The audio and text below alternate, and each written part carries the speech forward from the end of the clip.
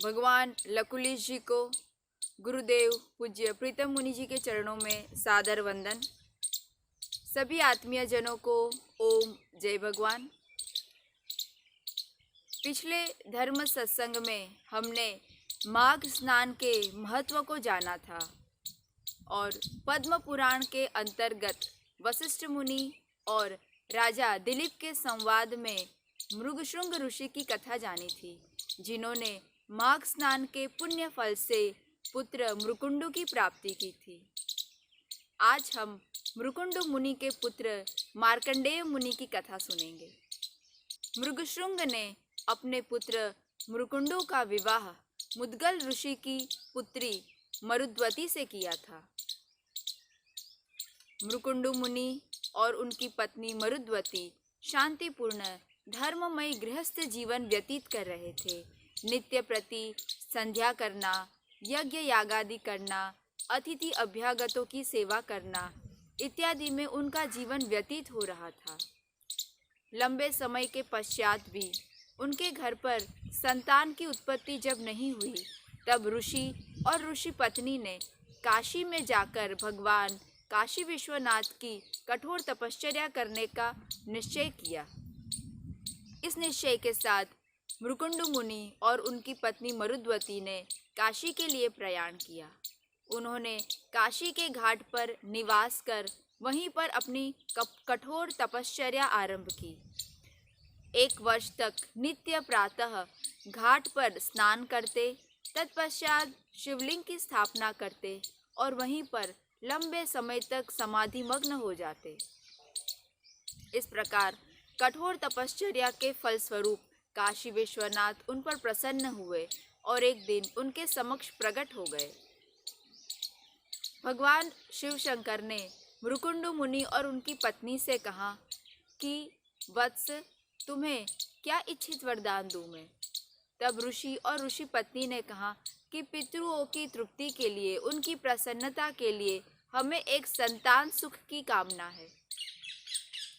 तब भगवान ने कहा कि तुम्हें किस प्रकार के पुत्र की कामना है? दीर्घायुष्य वाला किंतु गुणों से हीन, या अल्पायु लेकिन गुणों से युक्त, वेद वेदांग में पारंगत, ज्ञानी पुत्र, धर्मनिष्ठ पुत्र चाहिए। तब ऋषि ने कहा, मुझे आप अल्पायु वाला ही पुत्र दो, लेकिन जो धर्मपरायण हो, वेदों का जानकार हो, ज्ञाननिष्ठ हो, वैसा पुत्र हमें दे। भगवान ने तथास्तु कहकर 16 वर्ष की अल्प आयु वाला पुत्र उन्हें प्रदान किया। समय के चलते मृकुंडु ऋषि के घर पर एक पुत्र का जन्म हुआ। ऋषि ने अपने पुत्र का नाम मार्कंडेय मुनि रखा। मार्कंडेय बचपन से ही बड़े ज्ञानिष्ठ, तपोनिष्ठ और पितृभक्त थे। वो सदैव ही अपने माता पिता की सेवा में लगे रहते। जब बालक का 16वां वर्ष शुरू हुआ, तब माता पिता सदैव चिंता मग्न और शोक में डूबे रहते। बालक मार्कंडेय से अपने माता पिता का यूं शोकमग्न चेहरा देखा नहीं गया।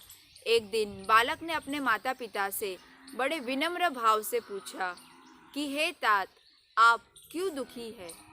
मैं ऐसा कौन सा कर्म करूं जिससे मैं आपको प्रसन्नता दे सकूं?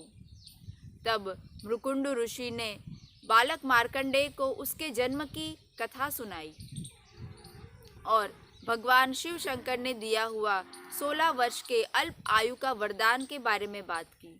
तब मार्कंडेय मुनि ने अपने माता पिता को आश्वस्त करते कहा कि आप चिंता ना करें, मैं उसी भगवान शिव शंकर की आराधना करूंगा और चिरंजीव होकर लौटूंगा। आप मुझे अपने आशीर्वाद समेत तपश्चर्या करने की आज्ञा प्रदान करें।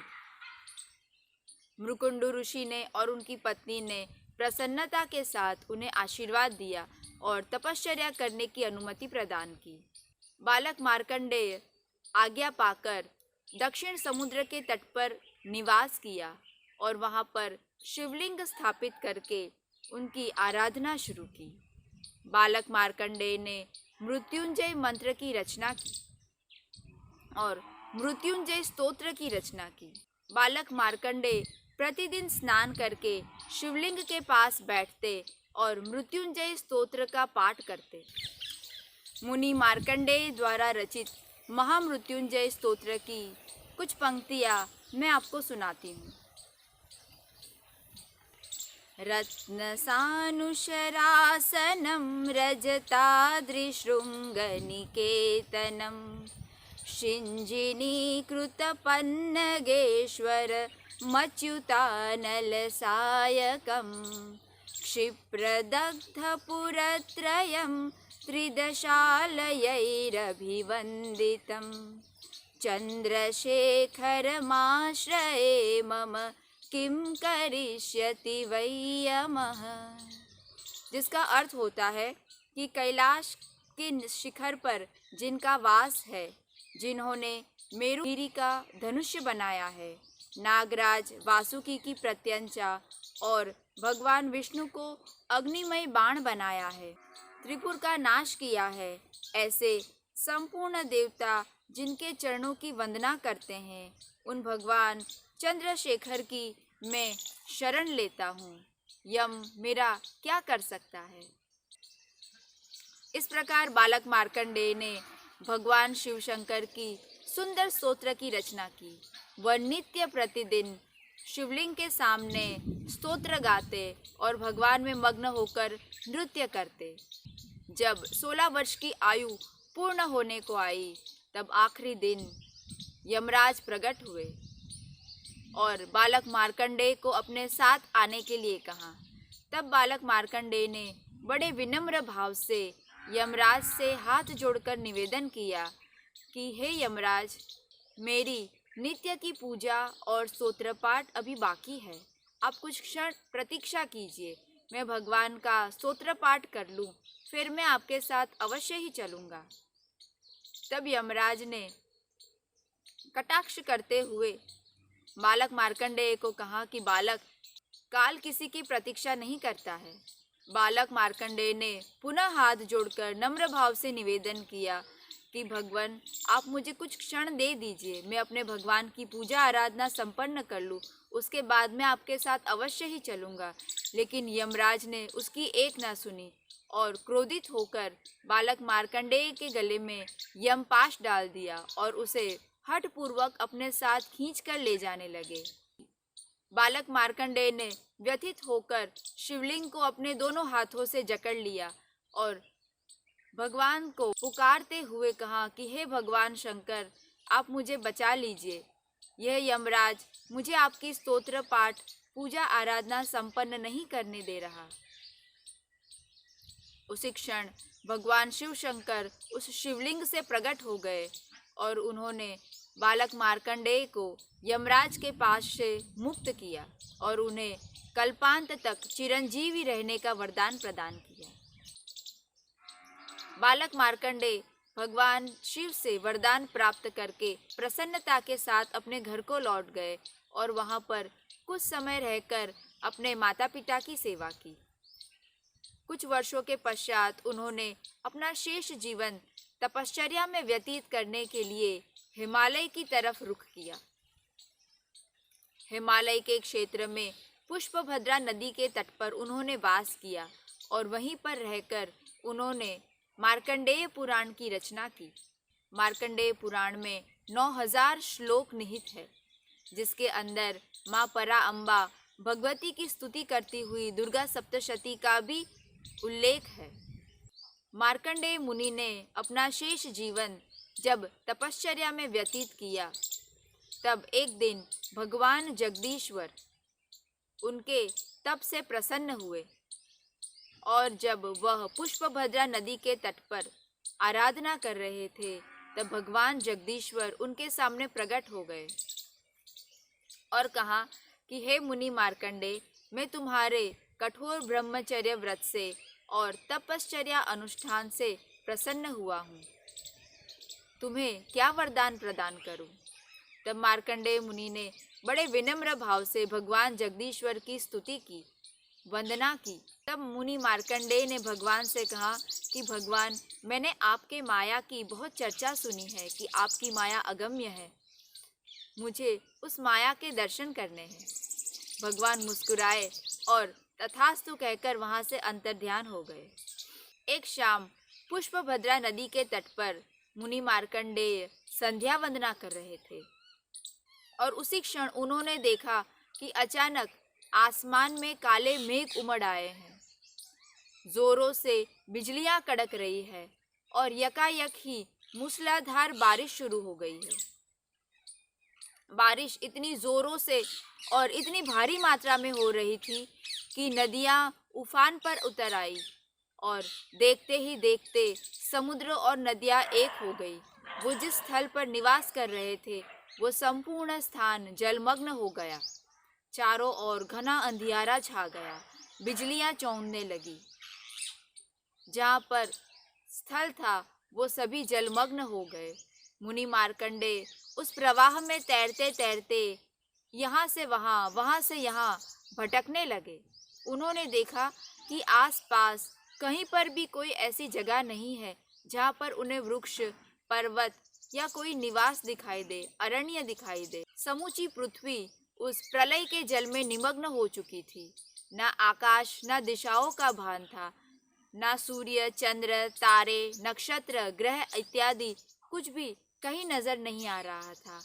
जहाँ तक दूर दूर नजर जाती थी सिर्फ पानी ही दिखाई दे रहा था और समुद्र की उन ऊंची ऊंची लहरों ने मार्कंडेय मुनि को कभी इस दिशा में धकेलते तो कभी उस दिशा में धकेलते। मार्कंडेय मुनि इस पूरी स्थिति से विक्षिप्त जैसी अवस्था में हो गए और मूढ़ होकर पानी के थपेड़ों के सहारे इधर से उधर तैर रहे थे। इस प्रकार पानी में तैरते तैरते उन्हें कई कल्प बीत गए। एक दिन थक कर उन्होंने भगवान श्री हरि से प्रार्थना की, आपने मुझे एक किस स्थिति में डाल दिया है, ये कौन सी जगह, क्या अवस्था है, मुझे कुछ समझ में नहीं आ रहा है। कृपया मुझे इस अवस्था से बाहर निकालिए, मुझे इस स्थिति से उगारिए। तब सहसा उन्होंने देखा कि उनके सामने एक विशाल वटवृक्ष प्रकट हो गया है और उस विशाल वटवृक्ष पर कोमल कोमल पत्तियां हैं। तब मार्कंडेय मुनि ने सोचा कि ये यकायक इतने घने समुंदर में, काले अंधियारे में ये वटवृक्ष कहाँ से प्रकट हुआ। वो तैरते तैरते उस वटवृक्ष के समीप गए। वटवृक्ष के एक पत्ते पर श्याम वर्ण का एक शिशु लेटा हुआ था और वो शिशु अपनी ही क्रीड़ा में आनंद मग्न था। वो शिशु ने अपने दाहिने पैर का अंगूठा मुंह में रखकर चूस रहा था। मार्कंडेय मुनि को यह बालक को देखकर बड़ा ही आश्चर्य हुआ कि इतने घने प्रलय जल में ये वटवृक्ष और उस वटवृक्ष पर भी ये नन्हा सा शिशु कहाँ से आया। मार्कंडेय मुनि को ये समझते देर नहीं लगी कि ये कोई नहीं पर स्वयं भगवान श्री हरि ही है। भगवान श्री हरि की प्रार्थना की।